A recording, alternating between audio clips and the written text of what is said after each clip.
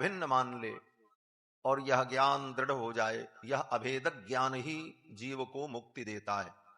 ये सिद्धांत अद्वैतवाद के आचार्यों ने, महापुरुषों ने अनुभव। लेकिन हमारे भक्ति मार्गी आचार्य महापुरुष भक्तजन कहते हैं कि हम तो जीव हैं और जीव कभी ब्रह्म नहीं हो सकता। क्यों? बोले जीव माया के कारण परिच्छिन्न है। जीव अणु है, ब्रह्म विभु है। जीव अनेक हैं, ब्रह्म एक है।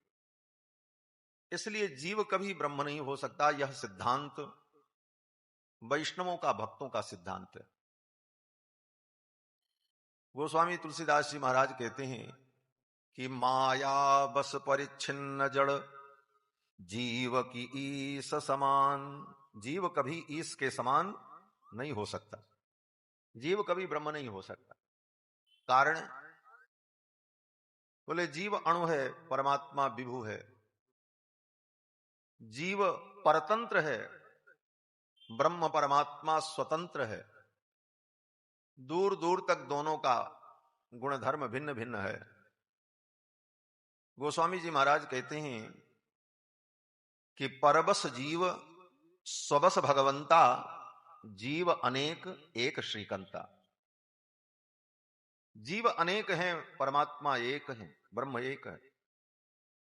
जीव परवश है और परमात्मा स्ववश है। इन अंतरों पर विचार करने पर यह निर्णय होता है कि जीव सदा भगवान के अधीन और दास है। दास भूता स्वतः सर्वे ह्यात्मन परमात्मन। ये जीव परमात्मा का सदा दास है। ऐसी स्थिति में भगवान के चरणों में आत्मसमर्पण कर देना, इसी का नाम ज्ञान है। हमारे आचार्यों ने कहा सा प्रपत्ति ज्ञान रूपा। हम जो भगवान की शरणागति करते हैं, आत्मसमर्पण करते हैं, यही वो ज्ञान है जिस ज्ञान से मुक्ति मिले। वो ज्ञान नहीं, उस ज्ञान में इस ज्ञान में अंतर है। सा प्रपत्ति ज्ञान रूपा, वो प्रपत्ति शरणागति ज्ञान रूपा है। भक्ति भी क्या है? जिस भक्ति को हम मुक्ति का साधन मानते हैं, वो भक्ति भी ज्ञान रूपा ही है। तो ज्ञान के द्वारा जीव को मुक्ति की प्राप्ति होती है, लेकिन उस ज्ञान की मान्यता आचार्यों के अनुसार भिन्न भिन्न है। ज्ञान से मुक्ति तो हम सब मानते हैं, लेकिन वो ज्ञान क्या है, इसमें विचार करना पड़ता है। तो भगवत भक्ति शरणागति को ही भक्तों ने परम ज्ञान माना। अर्थात हम भगवान के शेष हैं, हम भगवान के भोग्य हैं और हम भगवान के योग्य हैं। ये तीन वस्तुएं। हम भगवान के शेष हैं, शेष माने बचा हुआ अंश। भगवान शेषी हैं और मैं शेष हूं। भगवान भोक्ता हैं और मैं भोग्य हूं। भगवान के लिए मैं हूं और मैं भगवान के योग्य हूं।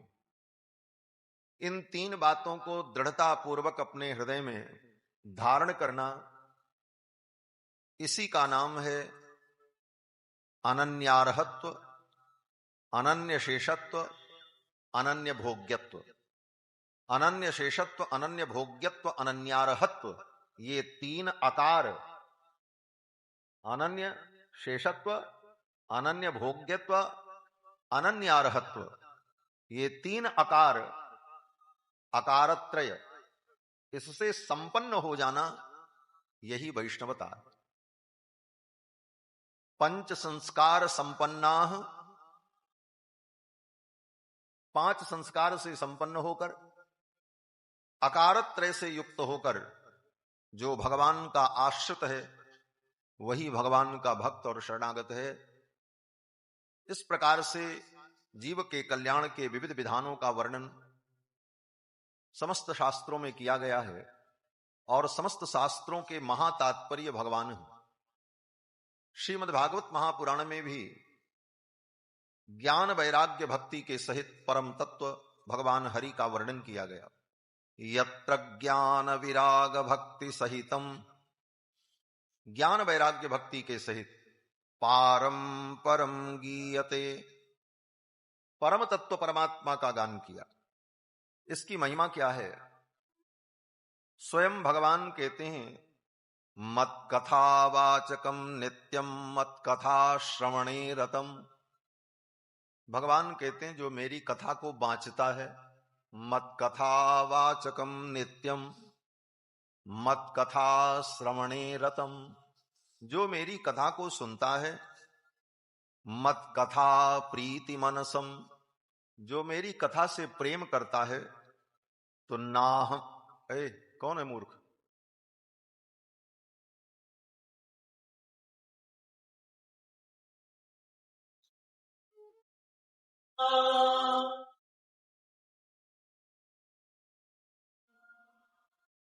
श्री सीता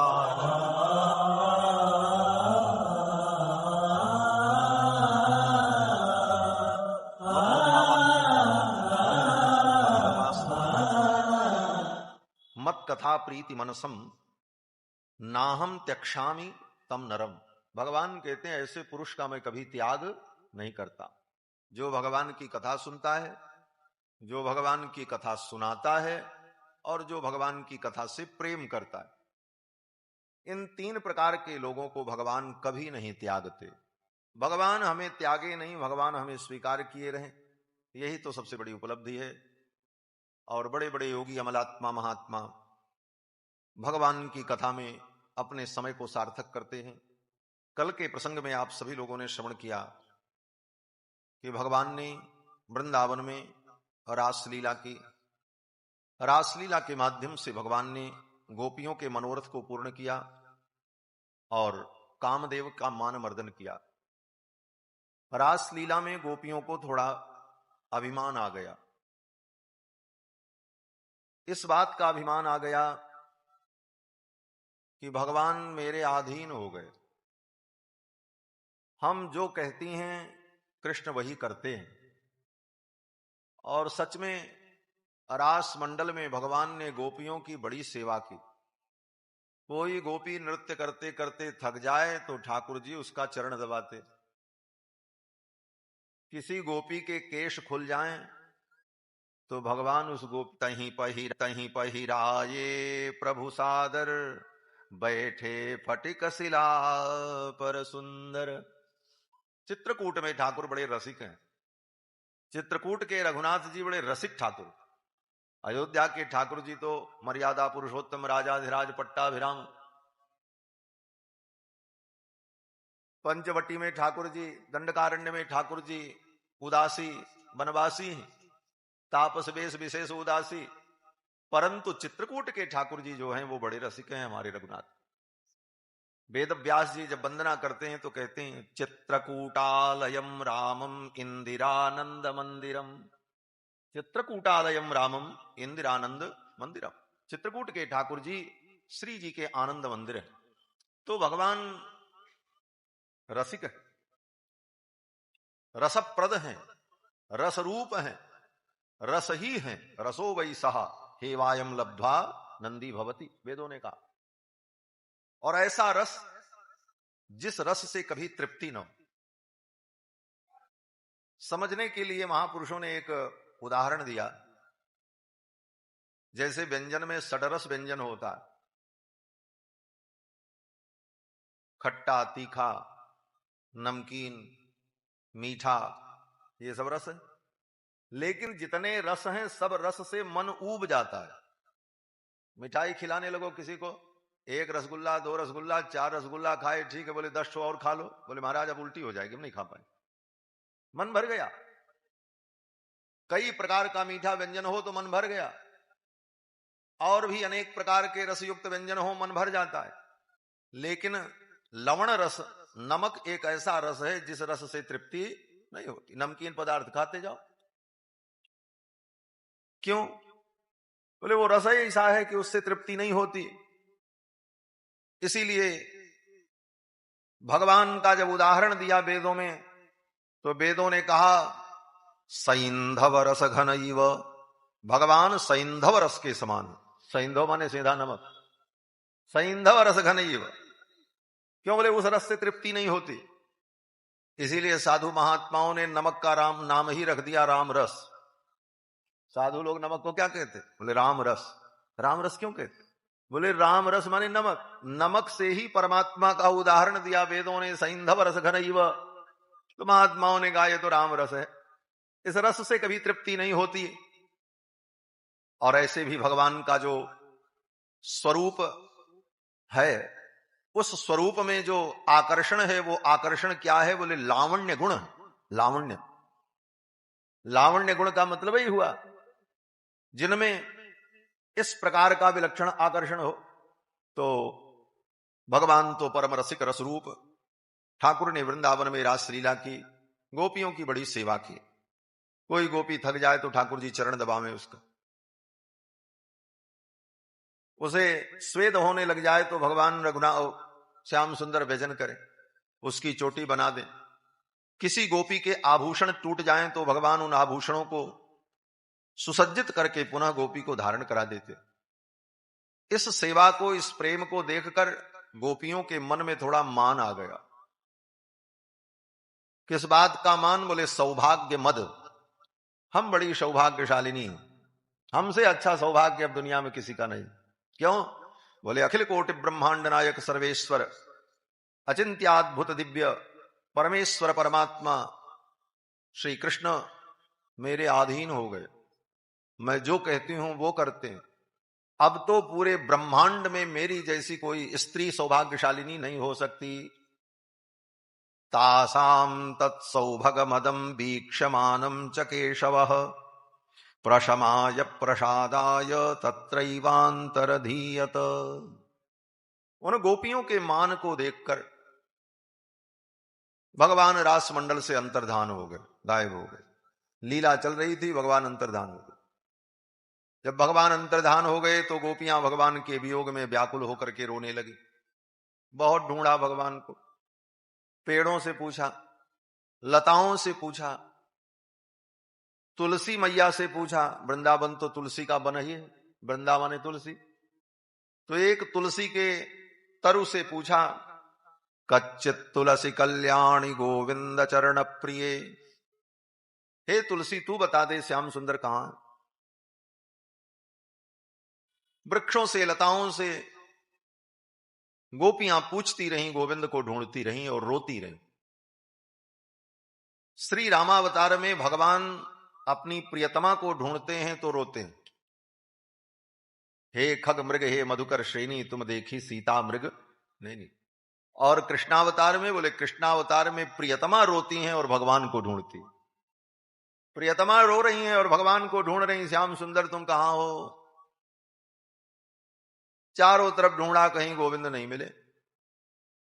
अंत में गोपियां यमुना के तट पर आईं। पुनः पुलिनमागत्य, जमुना के पुलिन में आकर कृष्ण भावना से युक्त होकर के श्री राधा रानी के नेतृत्व में गोपियों ने भगवान को पुकारा। जब तक गोपियां भगवान को ऐसे ढूंढ रही थीं तब तक गोविंद नहीं मिले थे। वहीं भगवान कहीं गए थोड़ी थे, वहीं रास मंडल में ही भगवान थे, लेकिन अंतर्धान हो गए, दिख नहीं रहे। गोपियां भगवान को ढूंढती रहीं, ठाकुर जी नहीं मिले। फिर राधा रानी के नेतृत्व में गोपियों ने भगवान को ढूंढना शुरू किया। उधर से राधा जी आ गई, गोपियां रोने लगी, श्याम सुंदर कहां है? राधा रानी ने कहा मैं भी ढूंढ रही हूं, आओ चलो हम सब मिल करके ढूंढते हैं कृष्ण को। जब तक गोपियां अकेले ढूंढती रहीं तब तक उनको गोविंद कृष्ण नहीं मिले। और जब श्री राधा रानी के नेतृत्व में भगवान को ढूंढा तो गोविंद मिल गए। गोपियों ने रो करके भगवान को पुकारा। रुरुदुः सुस्वरम राजन कृष्ण दर्शन लालसा। कृष्ण दर्शन की लालसा से रो करके गोपियों ने जब भगवान को पुकारा तो भगवान उन्हीं के मध्य में प्रकट हो गए। तासामाविर्भूत शौरिस्मयमान मुखाम्बुजः पीतांबरधरस्रग्वी साक्षान् मन्मथ मन्मथः। करोड़ों करोड़ों कंदर्प के दर्प का दलन कर देने वाले त्रिभुवन कमनीय भगवान कृष्ण उन गोपियों के मध्य में प्रकट हुए। बड़ा सुंदर संकेत है। जब तक गोपियां स्वयं ढूंढ रही थीं तब तक भगवान नहीं मिले। जब राधा रानी के नेतृत्व में चल पड़ी तो गोविंद प्रकट हो गए। क्या मतलब हुआ? बोले राधा रानी कौन है? बोले श्री जी है। श्री तत्व है और श्री तत्व आचार्य तत्व है।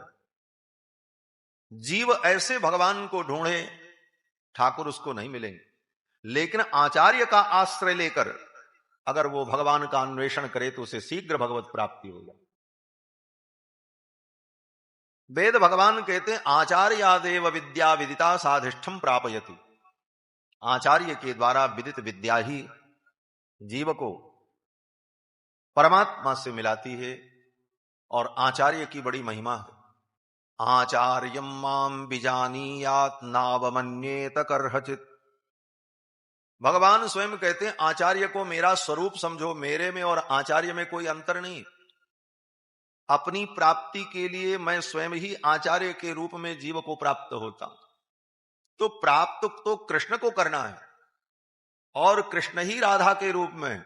राधा और कृष्ण में कोई अंतर नहीं। एक ज्योतिरभूत द्वेधा राधा माधव रूपकम। एक ही ज्योति दो रूपों में है, एक राधा एक माधव। एक ज्योतिरभूत द्वेधा राधा माधव रूपकम। तो भगवान ही राधा है, राधा ही भगवान है। एक ही तत्व है। एक में, एक रूप में वो प्राप्य हैं और एक रूप में वो प्रापक हैं, प्राप्ति कराने वाले। राधा रूप में भगवत प्राप्ति कराने के लिए प्रापक हैं और कृष्ण रूप में प्राप्य हैं। भगवान प्रकट हो गए। गोपियां भगवान को चारों तरफ से घेर करके खड़ी हो गई और गोपियों ने भगवान से कहा, श्याम सुंदर ये बताओ आप कैसे प्रेमी हो? गोपियों ने भगवान से अनेक प्रकार के प्रश्न किए। भगवान ने उन प्रश्नों का उत्तर दिया। ये कथा सुखदेव जी सुना रहे थे तो राजा परीक्षित के मन में संदेह हो गया। राजा परीक्षित ने कहा, भगवान का अवतार तो धर्म की स्थापना के लिए हुआ। संस्थापनाय धर्मस्य प्रसमायेतरस्य च अवतीर्णो हि भगवान अंशेन जगदीश्वरः। भगवान धर्म की स्थापना के लिए अवतरित हुए, अपने परिकरों के सहित, अंश के सहित। स कथम धर्म सेतु नाम कर्ता वक्ताभिरक्षिता। जो धर्म के सेतु हैं, धर्म के वक्ता हैं, धर्म के कर्ता हैं। प्रतीपमाचरत ब्रह्मन् परदाराभिमर्शनम। ऐसे भगवान ने ये विपरीत आचरण क्यों किया? परदाराभिमर्शनम, दूसरे की स्त्रियों के साथ ये नाचना गाना। परदाराभिमर्शनम, क्या ये धर्म था? महाराज परीक्षित ने प्रश्न किया। सुखदेव जी अगर कहते ये भगवान की इच्छा थी इसलिए भगवान ने ऐसा किया, तो राजा परीक्षित कहते हैं कि आप्त कामो यदुपति ही। भगवान यदुपति आप्त काम है। आप्त काम का मतलब होता है जिसकी सारी कामनाएं पहले से ही प्राप्त हैं। आप्त माने प्राप्त। जिसकी सारी कामनाएं पहले से ही पूर्ण हैं उसको कहा जाता है आप्त काम। जिसमें कोई इच्छा उत्पन्न न हो उसको कहते हैं पूर्ण निष्काम। आप्त काम, पूर्ण निष्काम, ऐसे भगवान। तो उनमें ये कामना ही क्यों हुई? आप्त कामो यदुपति ही कृतवान वही जुगुप्सितम। अगर उन्होंने ऐसी लीला की तो ये तो जुगुप्सित है, निंदित है। अगर इसके पीछे कोई रहस्य है, किम अभिप्राय ये तन्नहा। राजा परीक्षित कहते हैं इसका क्या अभिप्राय है इस लीला का? आखिर ये लीला कृष्ण ने क्यों की? तो सुखदेव जी उत्तर देते। पहला उत्तर तो सुखदेव जी ने यही दिया कि धर्म व्यतिक्रमो दृष्ट ईश्वराणाम च साहसम। ऐसे जो समर्थ पुरुष हैं, उनके जीवन में धर्म के विपरीत अगर कोई घटना दिखाई पड़े, धर्म व्यतिक्रमो दृष्ट ईश्वराणाम च साहसम, ऐसे समर्थ पुरुष के जीवन में अगर ऐसा देखा जाए, उनका साहस हो और ऐसा कार्य करें, तो ये समझना चाहिए कि तेजी यसाम न दोषाय, वो समर्थ हैं इसलिए उनको दोष नहीं। इसी बात को गोस्वामी तुलसीदास जी ने कहा, समर्थ को नहीं दोष गोसाई, रवि पावक सुरसरी की। तेजी यसाम न दोषाय बन्हे सर्वभुजो यथा, जैसे अग्नि सर्वभुक है, अग्नि में कुछ भी डाल दो अग्नि देवता सब खा जाएंगे, लेकिन अग्नि देवता अपवित्र नहीं होंगे, अपितु जिन वस्तुओं को आप डालोगे उन वस्तुओं को भी अग्नि देवता अपने समान बना लेंगे, तेजोमय बना लेंगे। अग्नि में आप लकड़ी डालो तो फिर वो लकड़ी लकड़ी नहीं रहती, वो भी आग बन जाती। अग्नि में आप लोहा डाल दो, लोहे का पिंड डाल दो, थोड़ी देर बाद वो लोहे का पिंड भी लाल होकर के अग्नि बन जाता। अग्नि देवता सबको अपने समान ही बना लेते हैं, अग्नि में कोई दोष नहीं आता, अपितु अग्नि में जाने पर वो वस्तु ही अग्निमय बन जाती।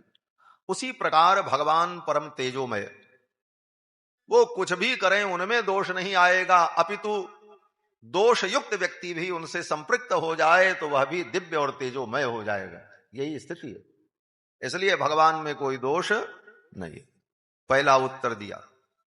किसी ने कहा महाराज भगवान में कोई दोष नहीं है, वो कुछ भी करें, तो हम भी तो भगवान के अंश हैं, क्योंकि भगवान ने ही कहा है कि ममैवांशो जीवलोके जीवभूत सनातन, ये जीव मेरा अंश, ईश्वर अंश जीव अविनाशी, चेतन अमल सहज सुख राशि। तो हम भी तो उसी के अंश हैं, अंश होने पर कुछ तो शक्ति होगी, उतनी शक्ति नहीं तो कुछ तो हमारे अंदर भी सामर्थ्य है, उसी के अंश है, तो उतना नहीं कर सकते तो कुछ तो हम भी कर सकते हैं। बोले क्या कर सकते हो? बोले हजार हजार गोपियों के साथ गोविंद कृष्ण ने रास लीला की, तो हम भगवान तो नहीं हो सकते लेकिन उनके अंश हैं, तो कम से कम दो चार के साथ तो रास लीला कर ही सकते हैं। ऐसा कुतर्क अगर कोई करे तो सुखदेव भगवान कहते नहीं, ऐसा मत सोचना। अंश जब अपने अंशी से पृथक हो जाता है तो उसका सामर्थ्य खत्म हो जाता है, उसका सामर्थ्य भी बहुत अल्प रह जाता है। गंगा जी बहती हैं, उसी गंगा जी में से एक लोटा गंगा जल बाहर निकाल लो पूजा के लिए, और पूजा के लिए आपने एक लोटा जल, एक कमंडल जल गंगा जी से लिया और बाहर रखा, वहीं बगल में गंगा जी, और गंगा जी से बाहर आपने उस जल पात्र को रखा, अपने मूल स्वरूप से, अपने अंशी से अलग होते हुए उस अंश का सामर्थ्य घट गया। क्या सामर्थ्य घट गया? बोले अब उस कमंडल में आकर के कुत्ता अगर अपना मुख लगा दे तो पूजा के लायक रहेगा?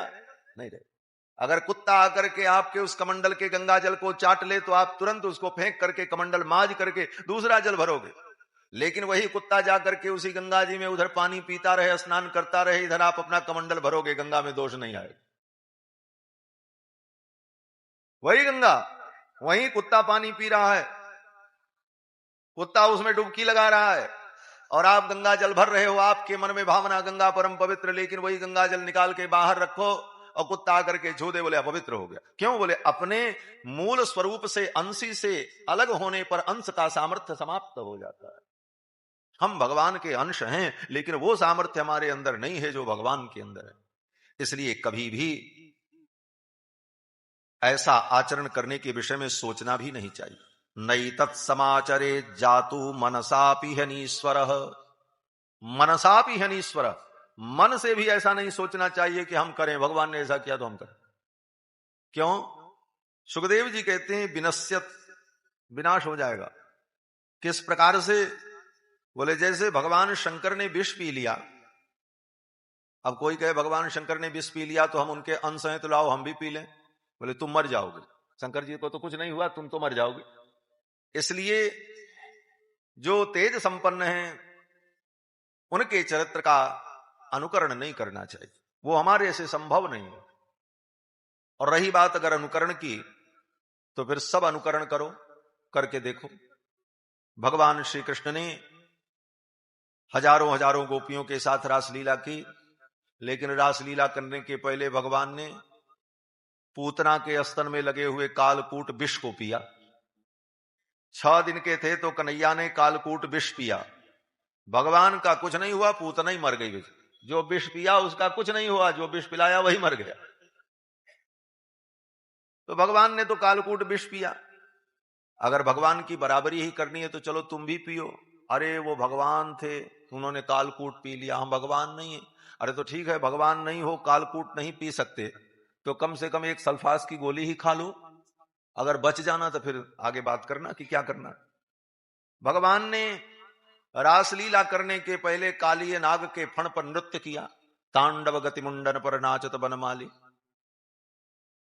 और कालिय नाग के एक एक फण में भयंकर विष की ज्वाला।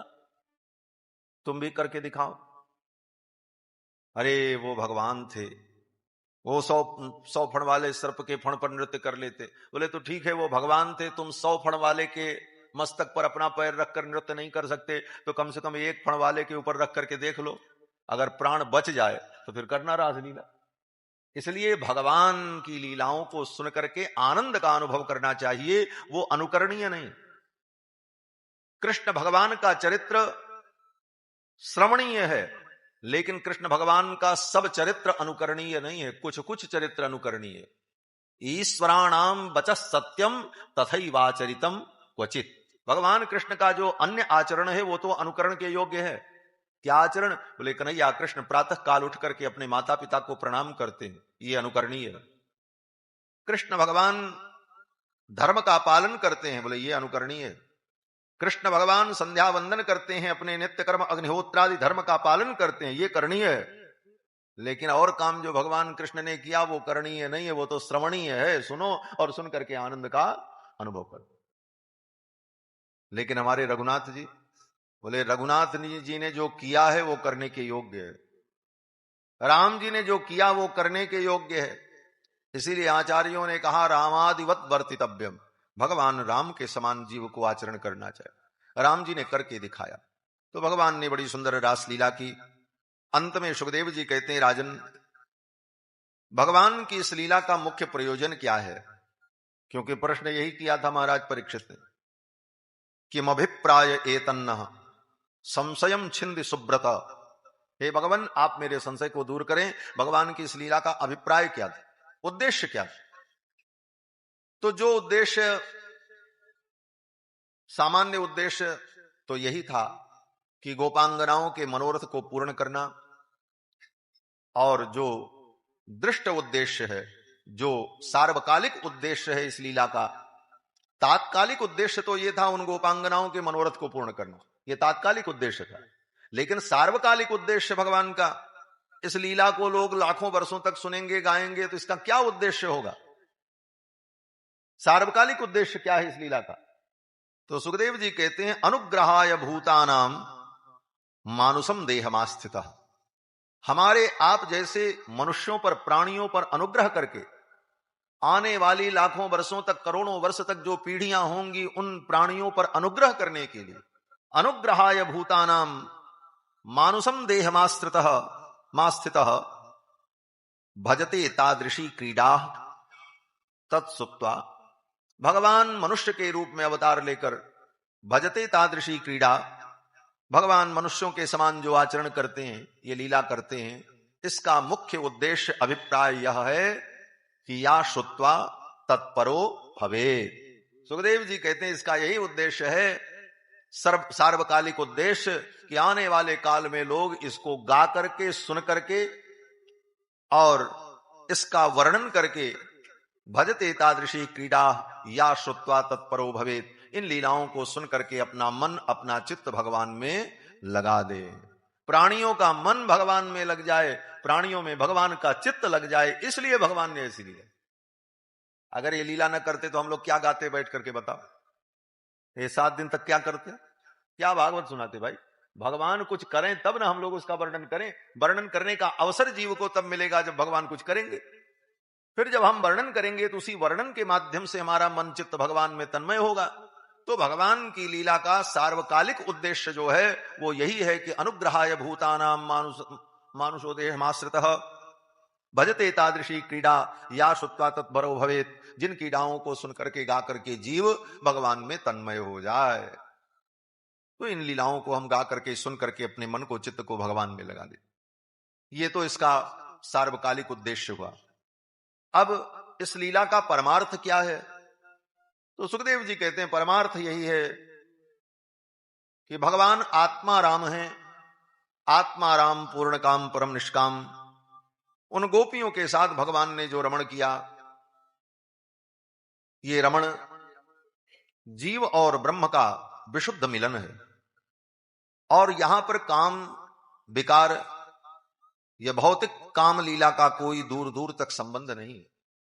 ये दिव्य लीला है, दैहिक लीला नहीं। दैहिक लीला इसलिए नहीं है कि भगवान का देह तो पांच भौतिक है नहीं, भगवान का देह तो दिव्य है। जन्म कर्म च में दिव्यम, भगवान का जन्म कर्म दिव्य। और गोपांगनाएं भी भगवत कृपा से दिव्यता को प्राप्त हो गई। जहुर गुणमयम देहम सद्यः प्रक्षीण बंधना, अपने गुणमय देह को छोड़कर प्रक्षीण बंधना होकर के रास मंडल में पहुंची थी। तो इन दिव्य आत्माओं का परमात्मा से जो मिलन है, विशुद्ध मिलन, इसका नाम रास है। और इसका परमार्थ यह है कि गोपियों का शरीर तो उनके घर में ही रखा रहा, और इस कारण से ब्रज के किसी गोप ग्वाल बाल ने भगवान कृष्ण की निंदा नहीं की। स्वान स्वान दारान स्वपार्श्व स्थितान मन्यमानाः कृष्णाय न असूयन। अपनी अपनी पत्नी को, अपनी अपनी दाराओं को अपने अपने घर में, अपने अपने बिस्तर पर देखा। उस रात्रि में, जिस रात्रि में कृष्ण ने लीला की, इसलिए किसी गोप ग्वाल बालों ने कृष्ण की आलोचना नहीं की। तो जब गोप ग्वाल बालों ने भगवान की आलोचना नहीं की, तो हमको आपको कृष्ण के चरित्र पर प्रश्न करने का कोई अधिकार नहीं। जिनकी पत्नी, जिनकी बेटी, जिनकी बहन, जिनकी लुगाई ठाकुर की लीला में गई, उन्होंने तो कुछ कहा ही नहीं, और तुम बड़े ज्ञानी बने हो, बोलते हो भगवान ने ऐसा किया, भगवान ने वैसा किया। भगवान जो करते हैं सब अच्छा ही करते। भगवान पाप पुण्य धर्म अधर्म इन सारे बंधनों से परे।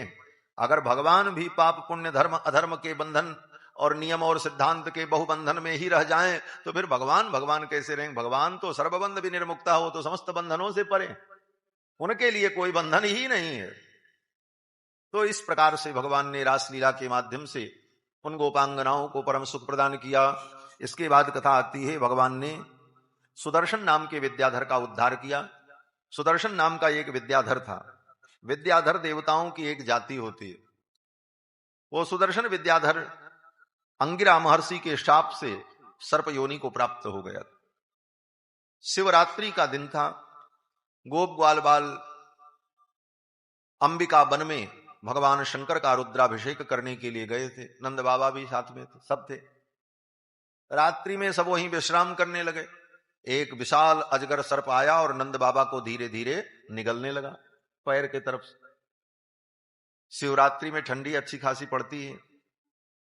रात में वो सर्प जब नंद बाबा को धीरे धीरे निगलने लगा, तो सर्प के मुख की गर्मी जब नंद बाबा के पैरों में लगी, तो उनको लगा कोई रजाई उड़ा रहा है, और बढ़िया नींद आ गई। धीरे धीरे सर्प ने कमर तक जब ग्रस लिया और उस अजगर सर्प के दांत लगे, तब नींद खुली। अब नंद बाबा उठे तो कैसे उठे, आधा शरीर तो सर्प के मुख।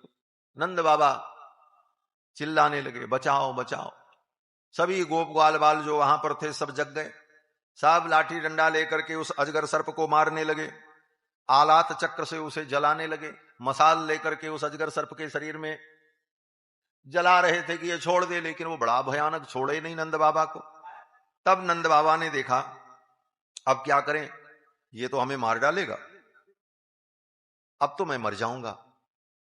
तो मरते मरते कम से कम मैं अपने कृष्ण कन्हैया का मुख तो देख लूं, कन्हैया कहां है। बाकी सब लोग जग गए, हल्ला मच रहा था, मारो मारो, बचाओ, काटो खींचो, ये करो वो करो। और वहीं बगल पर थोड़ी दूर पे कन्हैया कृष्ण खर्राटे ले रहे थे, सो उनकी नींद नहीं खुली।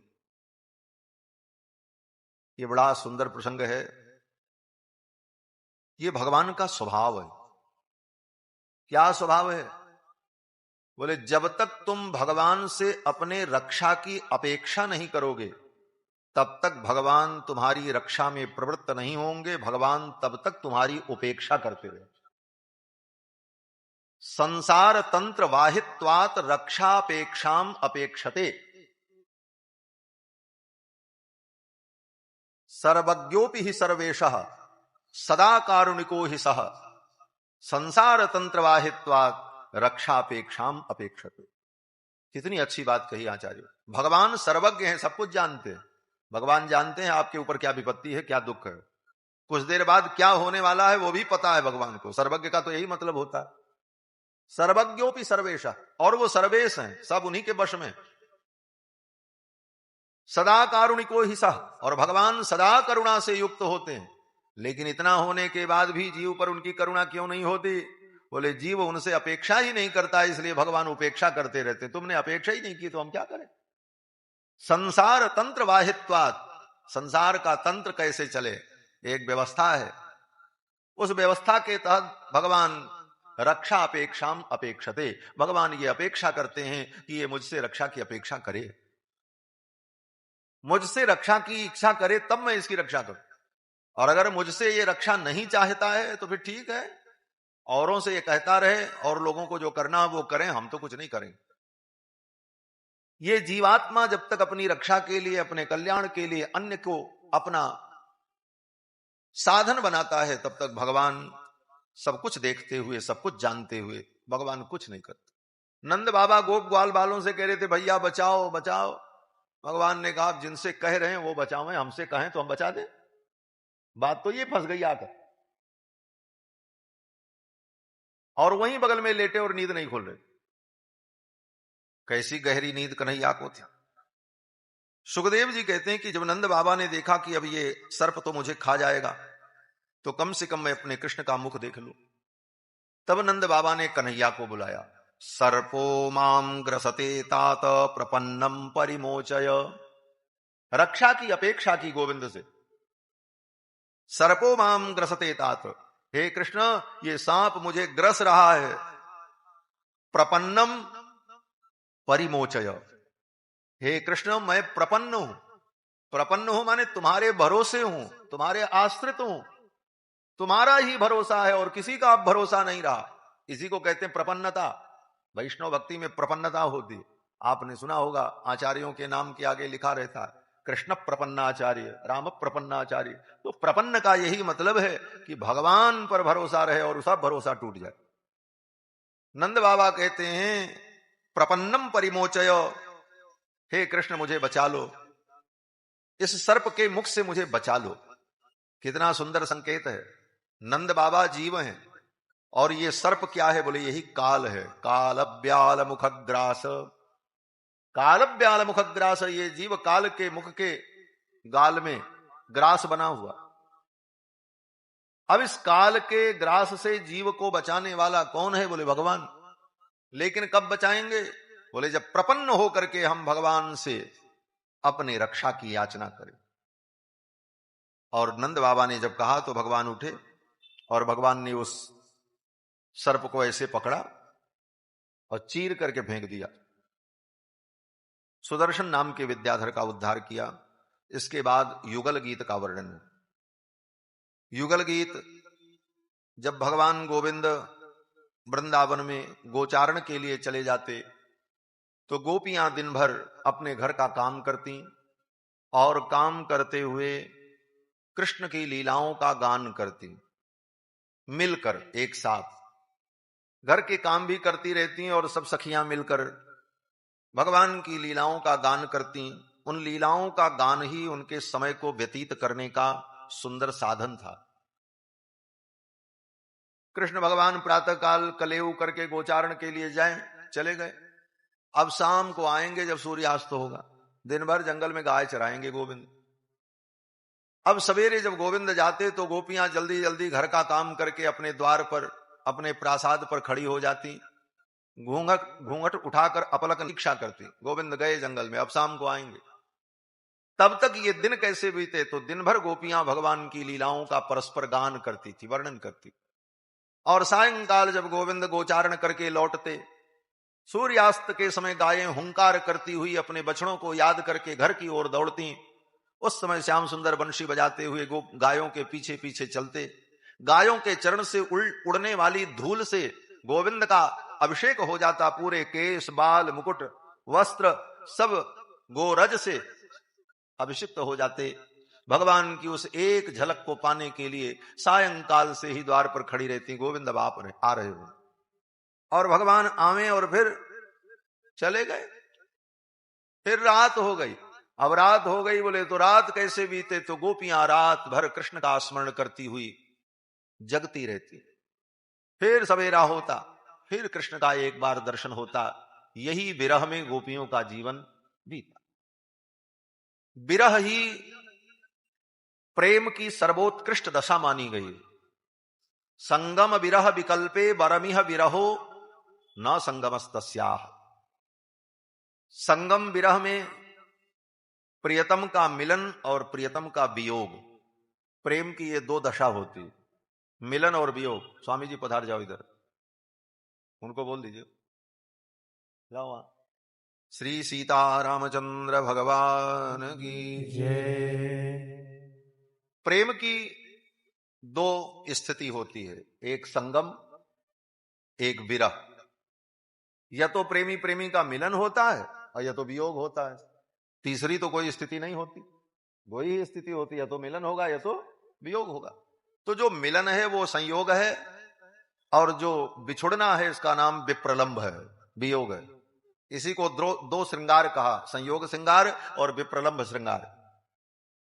अब इन दोनों श्रृंगार में उत्तम कौन है? तो अनुभवी महापुरुषों ने, आचार्यों ने कहा कि देखो, संगम और विरह में अगर चयन की बात आ जाए कि क्या चयन किया जाए, तो जो उत्तम प्रेमी होगा वो विरह का चयन करेगा। संगम विरह विकल्पे बरमिह विरहो। संगम विरह में विकल्प हो तो विरह ही चयन किया जाता है। क्यों? बोले प्रियतम के संगम में, मिलन में सुख तो होता है, लेकिन उस सुख में भी दुख रहता है। क्या दुख रहता है? बोले इनका वियोग हो जाएगा। मिलने के बाद बिछुड़ने का भय रहता है। और वृंदावन के रसिक भक्तों ने कहा कि संयोग में, मिलने में भी वियोग का अनुभव करके दुख होता है। राधा रानी गोविंद के गोद में अपने सिर को रख करके लेटी और आंखें बंद किए हुए गोविंद के अंक में, अंके स्थितापि दयिते किमपि प्रलाप, अंक में गोद में सिर रख करके लेटी हैं, और लेटे लेटे उनके मन में भावना आती है कृष्ण को जाना है। कब तक ये सुख रहेगा? कृष्ण जाएंगे और कृष्ण जाने वाले हैं। इस वियोग की कल्पना करके दुखी होकर के कृष्ण के गोद में बैठे हुए ही वियोग का अनुभव करती हुई रोने लग जाती। हा कृष्ण, हा कृष्ण।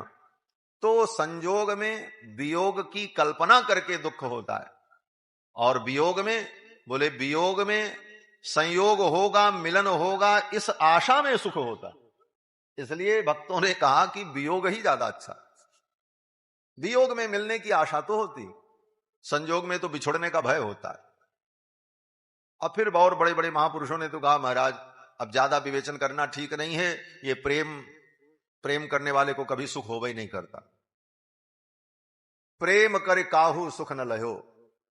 मीरा जी कहती हैं प्रेम करके किसी को सुख नहीं मिला। अगर मैं पहले जानती कि प्रेम करने पर यह दुख होगा तो जगत ढिढोरा पीटती प्रेम करो जनि होय। मैं ढिढोरा पीट दी थी दुनिया के लोगों, सब काम करना लेकिन प्रेम मत करना किसी। बोले बहुत दुखदाई विषय है, इस पर चक्कर में पड़ना ही मत। तो स्थिति यही है कि प्रेमी के साथ बड़ी विडंबना है। अदर्शने दर्शनोत्कंठा। अगर प्रियतम का दर्शन नहीं है तो दर्शन की उत्कंठा में व्याकुलता होती है, और फिर जब दर्शन हो जाए बोले तो दृष्टि विच्छेद भीरुता, मिलने के बाद वियोग हो जाएगा, इसका भय उत्पन्न हो जाता है। इसलिए भक्तों ने कहा हे श्याम सुंदर, ना आपके मिलने से हमको सुख है, ना आपके वियोग से हमको सुख है, हमको तो दुख ही दुख है। हम तो प्रेम करके दुख पाए। तो ये सब बड़ी रसमयी बातें हैं कृष्ण चरित्र में। तो गोपियां इसी प्रकार अपना दिन व्यतीत करती, गोविंद की लीलाओं का गान करके युगल गीत गाया। अब इसके बाद कथा आती है कि भगवान ने वृषभासुर का उद्धार किया।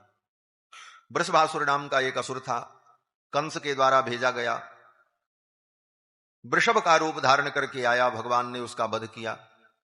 वृषभासुर को जब भगवान ने मार दिया तो नारद जी पहुंच गए मथुरा, और नारद जी ने जाकर के मथुरा में कंस को कहा, राजन क्या समाचार है? कंस ने कहा, गुरुदेव सब ठीक है, लेकिन आज तक मैं अपने शत्रु का पता नहीं लगा पाया। मेरा शत्रु कौन? जिसको जिसको हमने भेजा पता लगाने के लिए, पूतना, अघासुर, बकासुर, धेनुकासुर, तृणावर्त, जिसको हमने पता लगाने के लिए भेजा वो आज तक लौट करके नहीं आए, लापता हो गए। आज तक मेरे शत्रु का पता नहीं लगा, मैं क्या करूं? यही मेरी चिंता का विषय। नारद जी ने कहा, धिक्कार है तुम्हारे राजतंत्र को, तुम्हारे गुप्तचरों को। तुम्हारे शत्रु ने तुम्हारे एक एक आदमियों को चुन चुन करके मारा और आज तक तुम पता नहीं लगा पाए। कंस ने कहा, महाराज कौन है मेरा शत्रु? नारद जी ने कहा, वृंदावन में नंद बाबा के घर में जो बालक कृष्ण है वही तुम्हारा शत्रु। कंस ने कहा, मेरा शत्रु तो देवकी की 8वीं संतान, आकाशवाणी ने तो यही कहा था। नंद बाबा को नारद जी ने कहा, राजन देवकी की 8वीं संतान वही कृष्ण है जो नंद बाबा के घर में। कंस ने कहा, 8वीं संतान तो कन्या हुई थी, वो भी आकाश में चली गई, कन्या सापि दिवंगता। नारद जी ने कहा, तुम पागल हो, तुमको पता नहीं है, वसुदेव जी ने रातों रात अपने पुत्र को ले जाकर के अपने मित्र नंद बाबा के घर में रख दिया और वहां से उनकी कन्या लेकर के चले आए, और उस कन्या को तुमने देवकी की संतान समझा, और आज 10 वर्ष बीत गए और तुमको पता नहीं, और तुम्हारे शत्रु ने तुम्हारे आदमियों को चुन चुन करके मारा और तुम आज तक अपने शत्रु का पता नहीं लगा पाए। तुम तो फोकट में मारे जाओगे। अब तो महाराज कंस पागल हो। कंस ने कहा, वसुदेव ने मेरे साथ इतना बड़ा विश्वासघात किया, आज ही मैं देवकी वसुदेव को मार डालूंगा। नारद जी ने कहा, देवकी वसुदेव को अगर कुछ हो गया तो तुम्हारी मृत्यु जो 2 दिन बाद होने वाली है वो आज ही हो जाए। संकेत में नारद जी ने कह दिया कि तुम्हारी मृत्यु सन्निकट आ गई, लेकिन कंस को समझ में नहीं आया। कंस ने कहा, महाराज मैं क्या करूं? नारद जी ने कहा, आप कुछ मत करो, किसी को मत भेजो, जिसको भेजोगे वो दोनों भाई मार देंगे मिलकर। अब कृष्ण बलराम को यहीं बुला लो मथुरा में, और यहां तुम्हारे सिपाही सैनिक हैं, तुम्हारी सारी अपनी व्यवस्था है, यहां कोई भी षड्यंत्र करके कृष्ण बलराम को मरवा दो, तुम्हारे पास अनेक उपाय हैं। अब किसी को मत भेजो, कृष्ण बलराम को यहीं बुला लो। नारद जी ने यह सलाह कंस को इसलिए दी, नारद जी ने सोचा ये कंस तो वहां जाएगा नहीं, अब ये भगवान के पास जाए तो भगवान इसका भी उद्धार कर दे, तो ये तो भगवान के पास जाएगा नहीं, तो कुछ ऐसा उपाय हो कि भगवान ही मथुरा आ जाएं तो इसका वध हो, फिर प्राणियों का कल्याण हो, भक्तों का कल्याण। नारद जी तो वही काम करते हैं जो भगवान चाहे। नारद जी भगवान के मन के अवतार हैं। भगवान जो संकल्प करते हैं नारद जी वही करते। भगवान की जो संकल्प शक्ति है वही मानो मूर्तिमती होकर नारद के रूप में विद्यमान है। अब तो नारद जी ने जब ऐसा कहा तो कंस ने कहा, क्या करें? बोले, कोई यज्ञ वज्ञ करो और उसी में बुलाओ नंद बाबा को, अपने परिकरों के सहित आवे, अपने कृष्ण बलराम को लेकर के आवे, फिर यहां तुम कोई उपाय कर लेना। उसी समय केशी नाम का एक दैत्य था। केसी ने कहा, महाराज एक मौका मुझे दीजिए, मैं जा रहा हूं और कृष्ण बलराम दोनों को मार के आऊंगा। कंस ने कहा, ठीक है। केसी चल पड़ा। केसी तो कंस प्रहित कुरैर्महीम महाहयो निर्जरयन मनोजवः। विशाल घोड़े का रूप धारण करके केशी नाम का असुर आया वृंदावन में, आकर के हिनहिनाने लगा, अपने पैर के खुर से जमीन की मिट्टी उड़ाने लगा, धूल उड़ाने लगा पूरे ब्रजमंडल में। उसके भयानक रूप को देख करके सभी ब्रजवासी गोप ग्वाल बाल भयभीत हो गए। भगवान कृष्ण आए, भगवान कृष्ण को देख करके वो मुख खोलकर भगवान कृष्ण को मारने के लिए दौड़ा, तो भगवान श्याम सुंदर ने अपने हाथ को उसके मुख में डाल दिया। केसी मुख खोल करके दौड़ा तो भगवान ने उसके मुख में अपना हाथ डाल दिया, और हाथ को इतना बढ़ा दिया भगवान ने कि समेधमानेन स कृष्ण बाहुना, भगवान की भुजाएं जब उसके पेट में जाकर के बढ़ने लगी ऐसे, इतनी बढ़ी कि मुख से लेकर शरीर के अंतिम भाग तक भगवान की भुजा पहुंच गई, सांसों सब बंद हो गई उसकी। समेधमानेन स कृष्ण बाहुना निरुद्ध वायुश्चरणाश्च विक्षपन, निरुद्ध वायु, उसकी श्वास बंद हो गई और अपने चारों पैर को फड़फड़ फड़फड़ पटकने लगा। चरणाश्च विक्षिपन प्रस्विन्न गात्रः परिवृत्य लोचन पपात, और उसकी आंखें उलट गईं, मलमूत्र का त्याग करने लगा। और फिर भगवान ने अपने हाथ को उसके पेट में ले जाकर के ऐसे बढ़ाया कि उसका पेट ऐसे फट गया। कैसे फट गया? सुखदेव जी कहते हैं तद्देह तक करकटिका फलोपमाद, करकटिका फलोपमाद, जैसे ककड़ी होती है, ककड़ी जानते ना, हरी वाली ककड़ी नहीं, जो गेहूं के खेत में होती, जिसको काकर बोलते हैं, इतनी मोटी मोटी होती, गुलाबी कलर की, लाल लाल, मीठी मीठी, जब वो पक जाती है महाराज तो ऐसे ही फट जाती है, भस्म से दो टुकड़े हो जाते हैं उसके बीच से। तो जैसे करकटिका फल पक जाने पर फट जाता है, उसी प्रकार भगवान की भुजा के प्रभाव से उस केशी का पेट फट गए, करकटिका फल के समान। तद्देह तक करकटिका फलोपमाद, भगवान ने केशी का वध किया। केसी जब मर गया तो नारद जी पहुंच गए भगवान के पास। नारद जी ने जाकर के भगवान की स्तुति की और कहा, भगवान आज आपके द्वारा केसी का वध हुआ है, 2 दिन बाद आपके द्वारा चाणूर और मुष्टिक का वध होगा, सल तोषल का वध होगा, फिर आप कंस को मारेंगे, फिर मथुरा में रह करके आप विविध लीलाएं करेंगे, फिर आप द्वारिकापुरी बसाएंगे, फिर आपके 16,108 विवाह होंगे। और वो आगे जितनी लीला भगवान को करनी थी नारद जी ने सब बता दिया और कहा, महाराज आपकी इन लीलाओं का मैं दर्शन करूंगा। एक प्रकार से मानो नारद जी आकर के भगवान से ये कहना चाहते हैं, प्रभु यहां की लीला आपकी पूरी हो गई, अब आगे का जो कार्यक्रम है आपका पूर्व निर्धारित, उस कार्यक्रम के अनुसार अब आपको मथुरा चलना चाहिए, आगे की जो लीला है वो आपको करनी है। ये सब स्तुति करके नारद जी चले गए। और इधर कंस ने धनुष यज्ञ का आयोजन किया और अक्रूर जी को निमंत्रण देकर के भेजा। अक्रूर जी आए। अक्रूर जी ने आकर के नंद बाबा से कहा कि आप अपने पुत्र कृष्ण को और बलराम को लेकर, अपने परिजनों को लेकर के यज्ञ में दर्शन करने के लिए पधारो।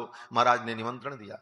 ये अक्रूर जी भगवान के चाचा लगते हैं, वसुदेव जी के भाई लगते हैं। इन्हीं को निमंत्रण पत्र देकर के कंस ने भेजा था। क्यों बोले, अक्रूर के जाने पर नंद बाबा को विश्वास होगा और वो अपने पुत्र कृष्ण को बलराम को लेकर के आएंगे।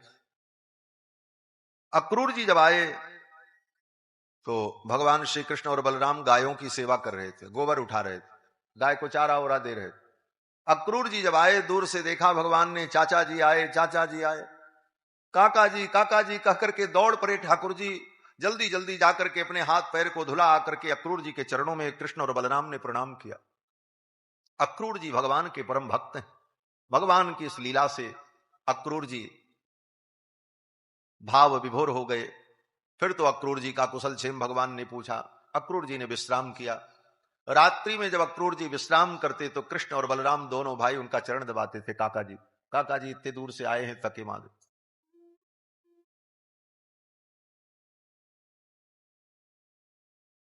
रात बीती, प्रातः काल मथुरा के लिए प्रस्थान हुआ। अक्रूर जी के साथ रथ पर बैठकर कृष्ण बलराम नंद बाबा गोप ग्वाल बाल और सब छकड़ों पर बैठकर मथुरा के लिए चलने लगे। गोपियों ने देखा, गोपियां आ गईं और आकर के रथ को घेर लिया। कृष्ण कहां जा रहे हैं? गोपियों के मन में संदेह हो गया, कृष्ण अब जाएंगे तो लौट करके नहीं आएंगे। गोपियों ने भगवान की ओर देखा और अक्रूर की ओर देखा और गोपियों ने कहा, किस मूर्ख व्यक्ति ने इसका नाम अक्रूर रखा? ये तो महाक्रूर है। इससे बड़ा क्रूर कौन हो सकता है जो मेरे प्राणधन गोविंद को लेकर के जा रहा है? जब अक्रूर जी भगवान को रथ पर बैठा करके ले चलने लगे तो गोपियां कहती हैं, हे विधाता, ये तेरी कैसी लीला है? अहो विधातस्तव न क्वचित दया। हे विधाता, तेरे अंदर दया नहीं है। संयोज्य मैत्र्या प्रणये न देहिनः, तू संसार में प्राणियों को एक दूसरे से मिलाता है, उनकी मैत्री कराता है, और फिर जब तेरा मन करता है तो उनको तू अलग कर देता है। ये विधाता तेरी ये लीला कैसी है? गोपियां कहती ये तो उसी प्रकार है कि विक्रीडितम तेर्भक चेष्टितम यथा, जैसे बच्चों का खेल। विक्रीडितम तेर्भक चेष्टितम, आरभक चेष्टितम, बालक की चेष्टा के समान। बालक का खेल क्या होता है?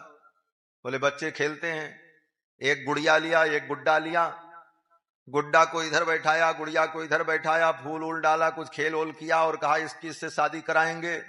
गुड्डे की गुड़िया से शादी कराई, खेल खेला, और जब खेल करके थक गए तो गुड्डा को फेंक दिया उधर, गुड़िया को फेंक दिया उधर, जाकर के खा पी करके सो गए। बच्चे का खेल तो ऐसे ही होता। अब उस गुड़िया गुड्डा का क्या?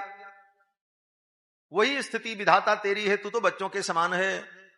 इन मनुष्यों को, जीवों को गुड़िया गुड्डे के समान तू बनाता है, फिर इनका प्रेम होता है, इनको तू मिलाता है, इनकी मैत्री और संबंध को तू जोड़ देता है, फिर तेरा खेल खत्म हो जाता, तू सब फेंक करके निश्चिंत हो जाता है। तेरी लीला है विधाता, ये तो बच्चे के समान है। विक्रीडितम तेरभक चेष्टितम यथा। गोपियों ने बहुत सारी बातें कही, भगवान जाने लगे। गोपियों ने रथ को घेर लिया, भगवान रथ से उतरे, आकर के गोपियों से कहा चिंता मत करो, मैं जल्दी आऊंगा। भगवान ने गोपियों को सांत्वना दी, समझाया, और रथ पर बैठे मथुरा के लिए चल पड़े। रास्ते में भगवान ने अक्रूर जी को अपनी लीला का दर्शन कराया। विश्राम घाट पर भगवान विश्राम करते हैं परिजनों के सहित।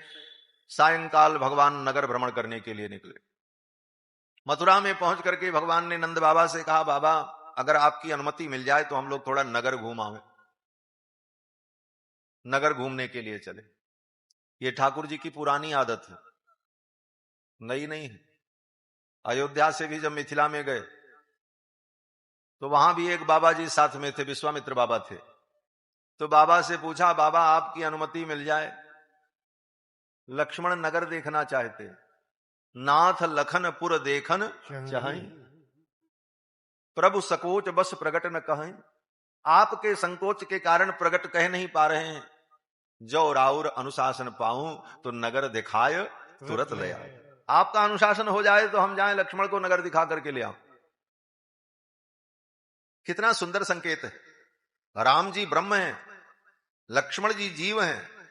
नगर देखने की इच्छा किसको हुई? ब्रह्म को कि जीव को? बोले जीव को। लक्ष्मण जी को नगर देखने की इच्छा हुई। नाथ लखनपुर देखन चाहे, राम जी को क्यों इच्छा नहीं हुई? बोले राम जी ब्रह्म है, लक्ष्मण जी जीव है। ब्रह्म को तो सब मालूम है, ब्रह्म ने ही सब बनाया, उसको क्या देखना, उसका तो सब रचा ही हुआ है। लेकिन जीव के लिए आश्चर्य है, इसलिए जीव देखना चाहता, जानना चाहता। विडंबना यह है कि जीव जब ब्रह्म की उस रचना में, विधाता की उस रचना में नगर के चाकचिक्य को देखने जाता है तो उसी में मोह में पड़ जाता है, मोह में बंध जाता है। अब तरीका क्या है बचने का? बोले तरीका यही है बचने का कि नगर तो देखो लेकिन अकेले मत देखो, भगवान के साथ देखो। ठाकुर साथ में रहे तो संसार देखो, कोई बात नहीं, संसार का बंधन नहीं होगा। और ठाकुर को छोड़ करके अकेले नगर देखने निकलोगे तो कहां फंस जाओगे, कोई ठिकाना नहीं। इसीलिए भगवान ने कहा कि जो राउर अनुशासन पाऊं, जो राउर आपका अनुशासन, आपकी आज्ञा मिल जाए तो नगर दिखाए तुरंत ले आओ। नगर भी दिखा देंगे और लेके चले भी आएंगे। यही भगवान की लीला है। संसार को देखो, सब अनुभव करो संसार, लेकिन अकेले नहीं, भगवान को साथ में रखो। भगवान अगर साथ में है तो संसार का भी अनुभव हो जाएगा और संसार का बंधन नहीं होगा। और भगवान को छोड़कर केवल संसार का अनुभव करने निकलोगे, पग पग पर बंधन होगा और पग पर धोखा होगा, और कहां क्या हो जाएगा कुछ पता भी नहीं। भगवान ने कहा कि बाबा आपकी अनुमति मिले तो मैं सखाओं को ले जाऊं, मथुरा नगर घुमा ले आऊं।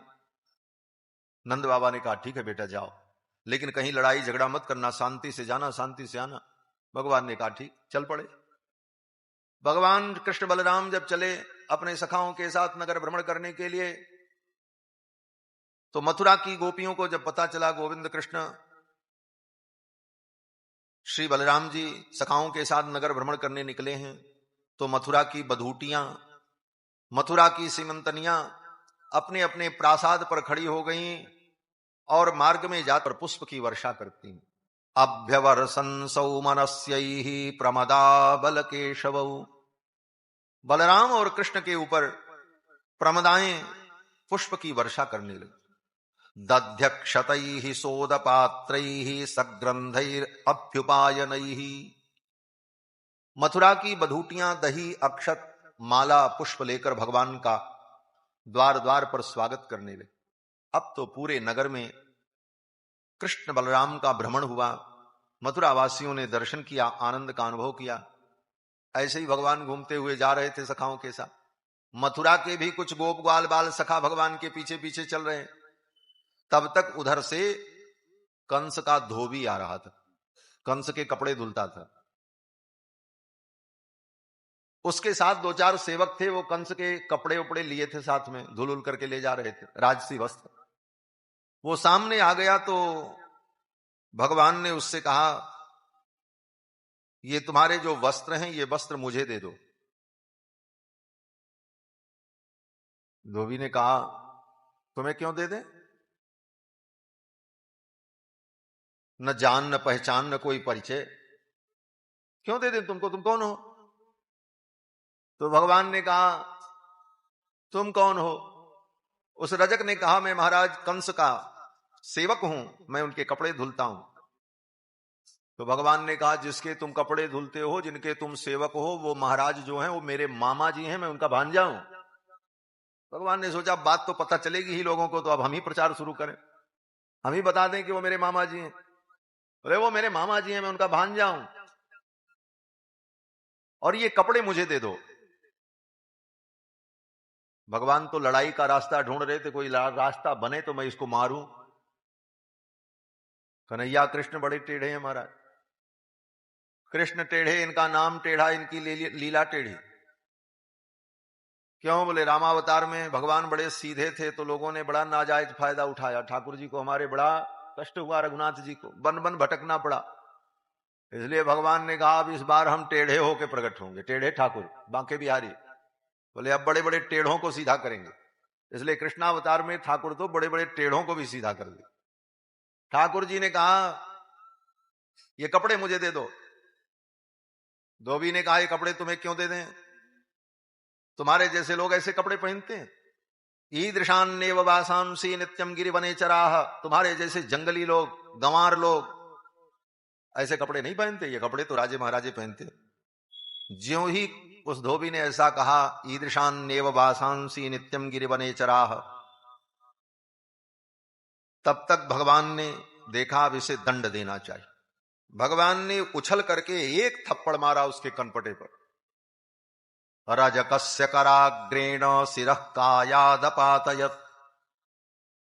रजकस्य कराग्रेण शिरः, अपने कर के अग्रभाग से उस धोबी के मस्तक को भगवान ने धड़ से अलग कर दिया। एक थप्पड़ मारी, खड़े खड़े सिर जो है फुटबॉल के समान उधर जाकर के गिरा, और धड़ खड़ा, धड़ नीचे गिरा। ये चमत्कार, ये भगवान का कौतुक, भगवान की ये विचित्र लीला, उसे मार दिया। जब वो मर गया तो उसके जो सेवक थे सब भाग गए कपड़ा उपड़ा छोड़ करके। भगवान ने उन कपड़ों को उठा लिया, पहनने लगे। सखा भी पहनने लगे, लेकिन वो सब कपड़े कंस के बड़े विचित्र, बड़े बड़े। कंस के पैजामा के दोनों पांव में, वो कंस के कुर्ता के दोनों बाह में मनसुखा ने अपने दोनों पांव डाले।